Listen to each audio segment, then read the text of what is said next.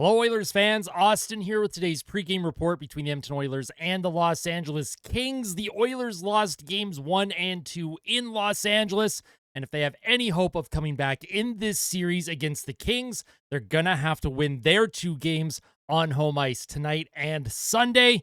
Game 3 is tonight at Rogers Place at 8 p.m. local time here in Alberta, and I know that crowd that's going to be there tonight is going to be absolutely insane. It's going to be loud. The fans are going to be cheering as hard as they possibly can, and hopefully the players can kind of build off of that energy. But that energy doesn't matter if they don't play good defense and if they don't get a save from their goaltender. 2 major aspects of this team that have struggled a ton against the LA Kings, and that is a credit to the Los Angeles Kings forecheck. They are not the Kings of the past, and anyone that thought that this series was going to be easy is very, very mistaken right now. I did predict the Oilers to win in 6. I did not predict games 1 and 2 to go the way that they did. I did not expect 2 blowouts, well, essentially blowouts. Edmonton almost came back in game 1, but the Oilers have given up 12 goals in 2 games, and it is likely Calvin Pickard gets the start tonight over Stuart Skinner.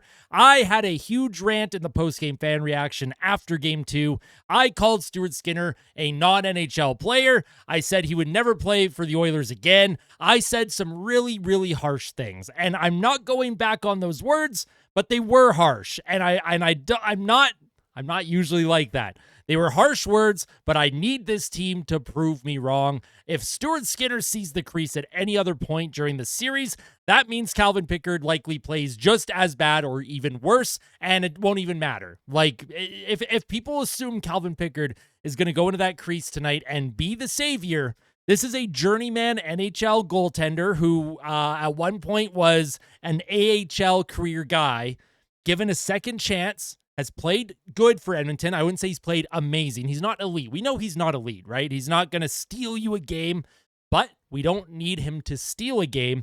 We need him to give the team a chance. 900 save percentage, right on the dot.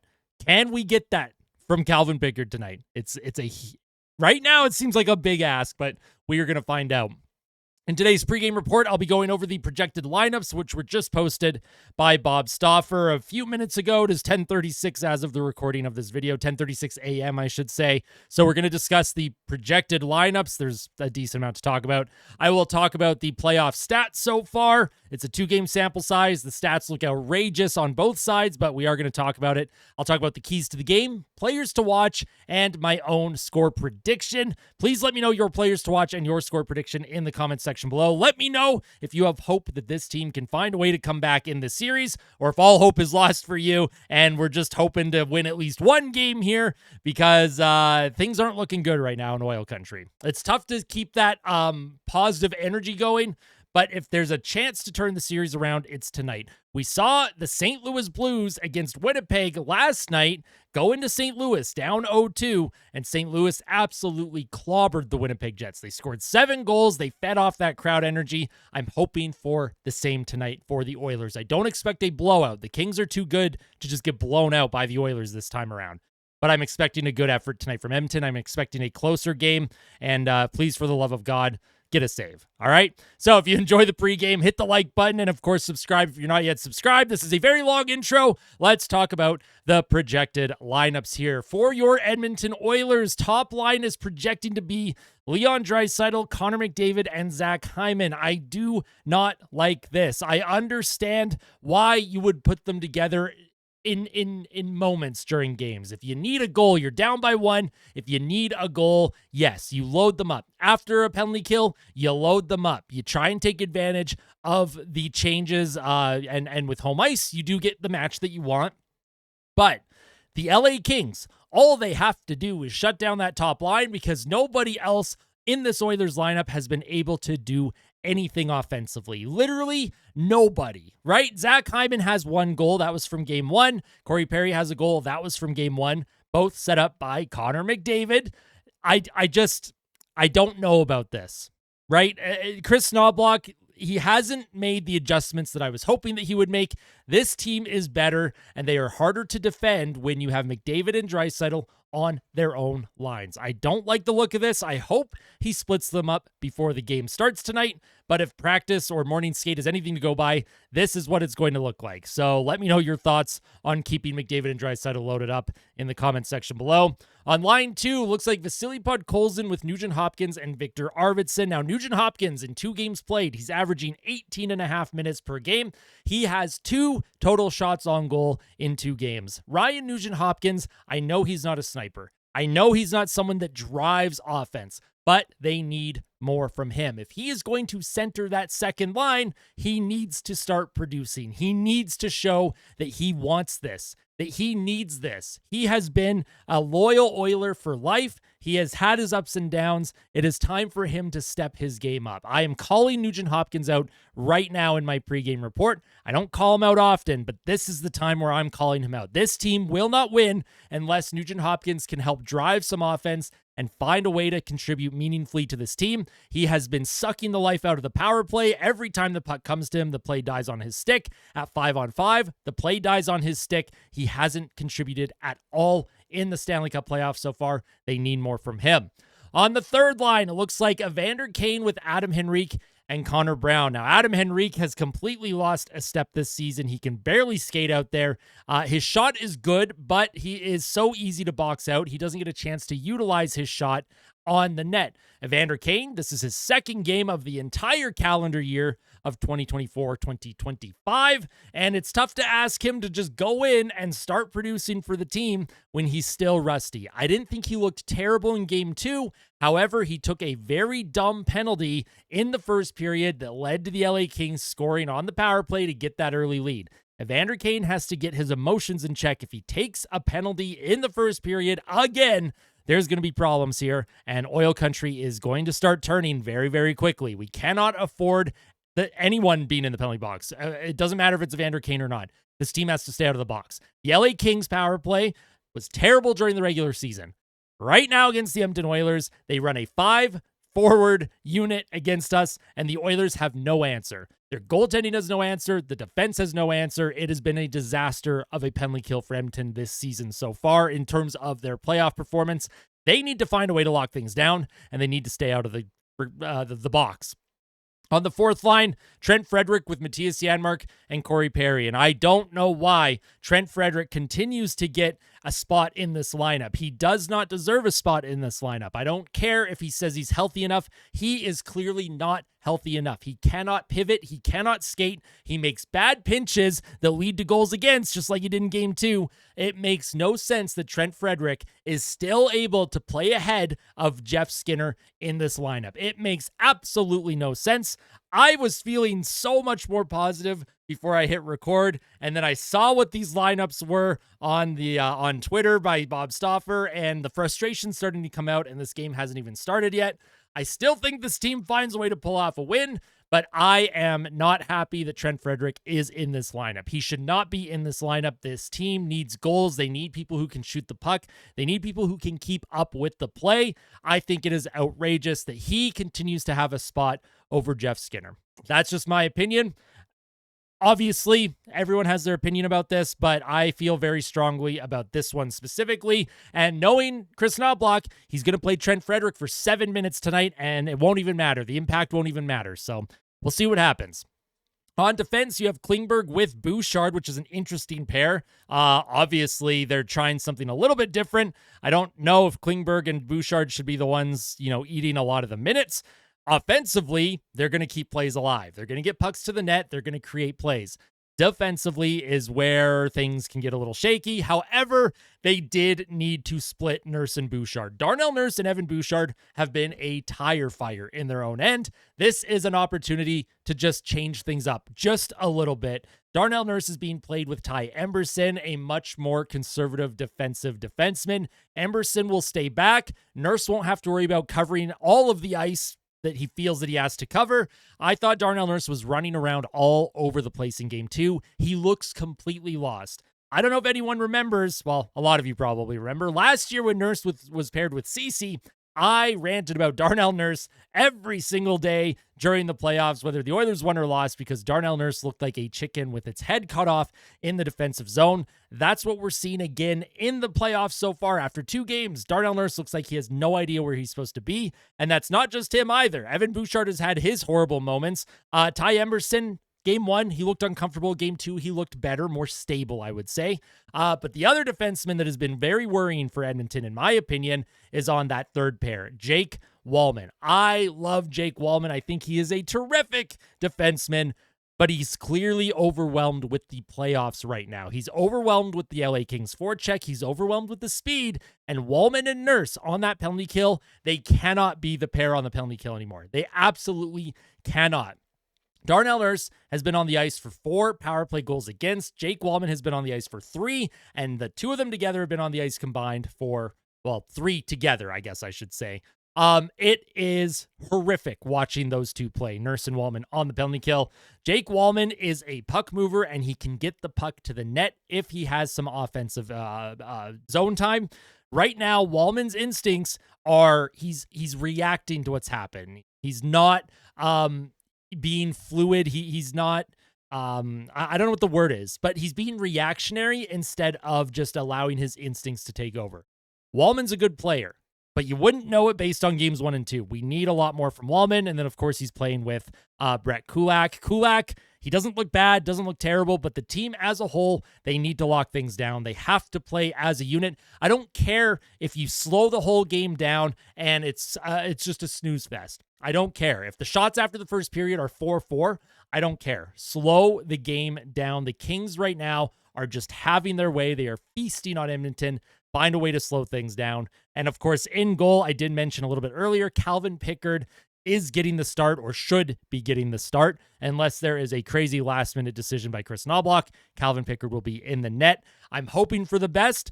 I'm not setting the expectation of Pickard coming in and saving the day, but I think mentally this is going to help the rest of the team. I think after what happened in Game 2, I think pulling Skinner after he was laughing and doing the fake big glove save, and, I just think the team in front of him is sick of it. I think they're sick of Stuart Skinner. They don't feel comfortable in front of him. They feel much more comfortable in front of Calvin Pickard. I watch for the team to play a little bit looser, but not more, not less responsible, right? Look for the team to feel more comfortable in front of Calvin Pickard tonight. Now, when it comes to the playoff stats, the Kings, they have a 2-0 series lead on Edmonton. Their power play is at 50%. Their penalty kill, of course, is at 100%. Goals per game, 6. Goals against per game, 3.5.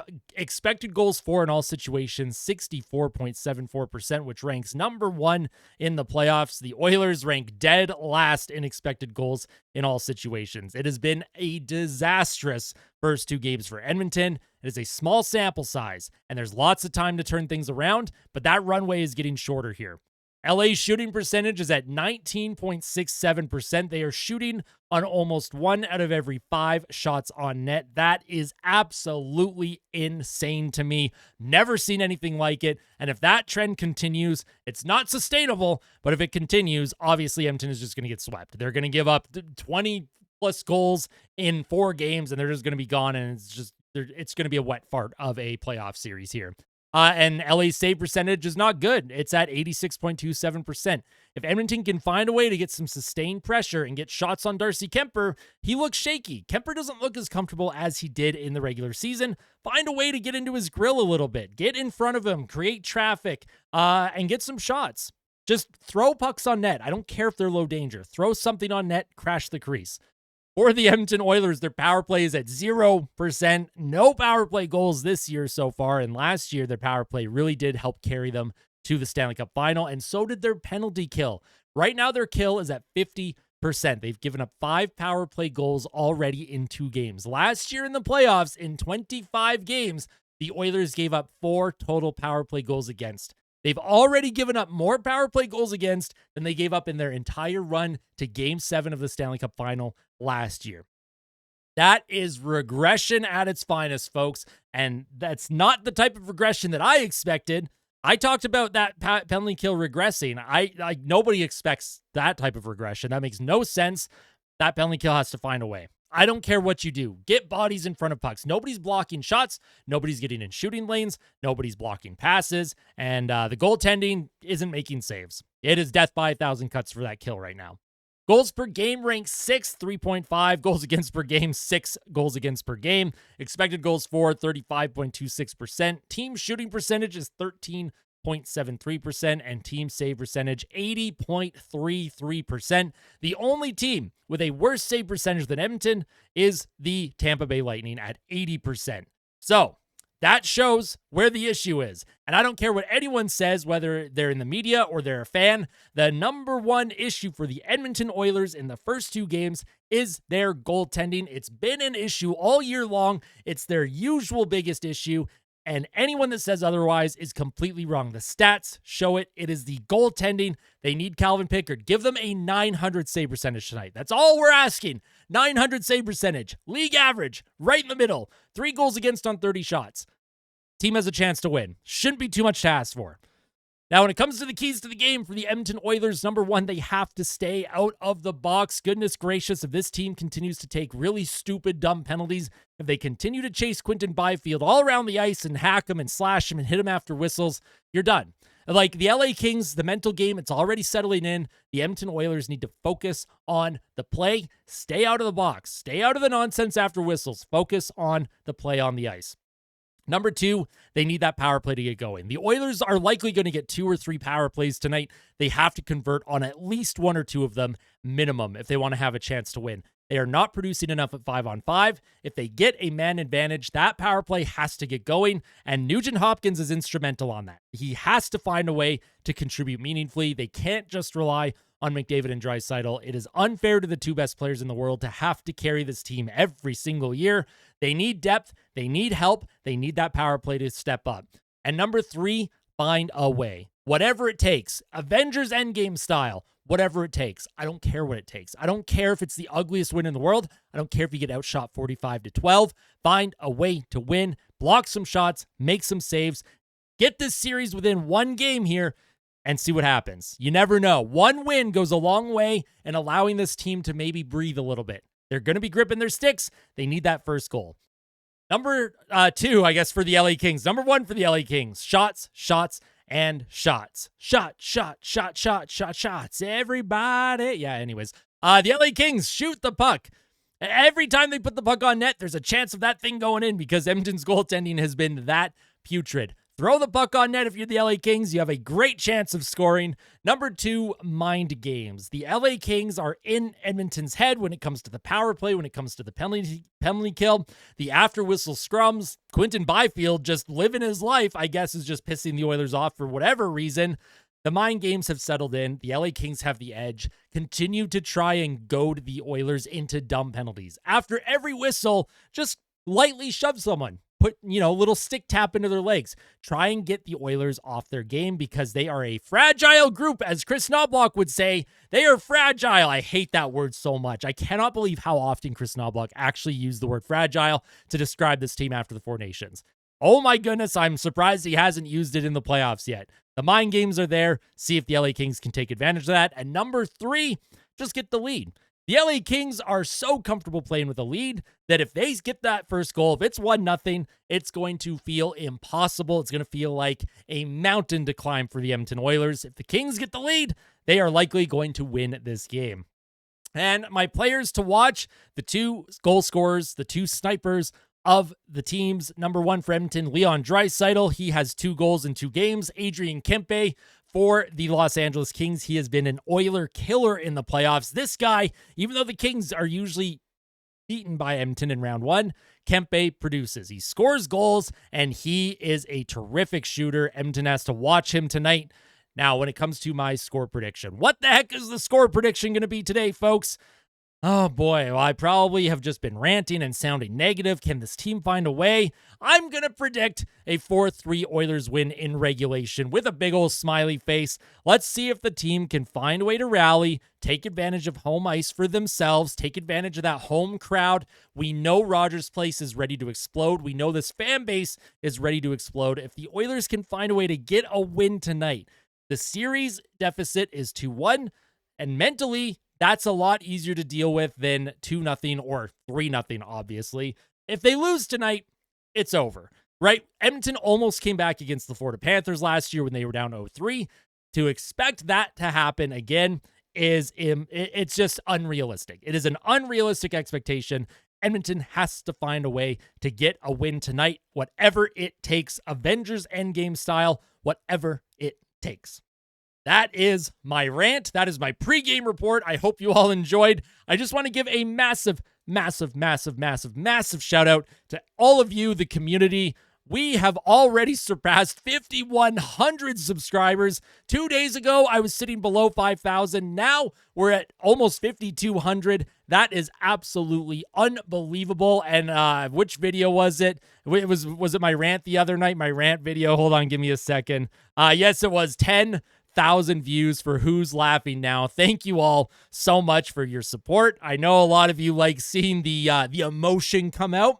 And hopefully I don't snap again. Hopefully at the end of tonight's game, we are having a laugh. We're having a blast. We're having a nice, cool beverage, and we are chilling. All right? But before the post-game fan reaction, there will be a live stream. You can catch me on YouTube live tonight during the game, doing some live stream commentary and reactions. I have some... where are they? Here they are. I have some of these Tim Hortons hockey packs to open. My dad sent me these all the way from Quebec, and I'm excited to open these. The retrospective rookie trading cards. I actually have no idea what is even in this set. I'm excited to open these on stream for everyone tonight. It's going to be a blast. The stream, it's going to be exciting. Everyone that tunes in all the time, the community is absolutely phenomenal. The support is always top-notch, so I hope to see you tonight at around 8 p.m. Mountain Time here in Alberta. As always, before the game tonight, please tell someone that you love them. And, of course, fight like a kid. Fight like Ben. Let's go, Oilers. Let's win a game, please. I'm begging you. Let's do it. Come on. Let's go. Let's rally. Let's do it.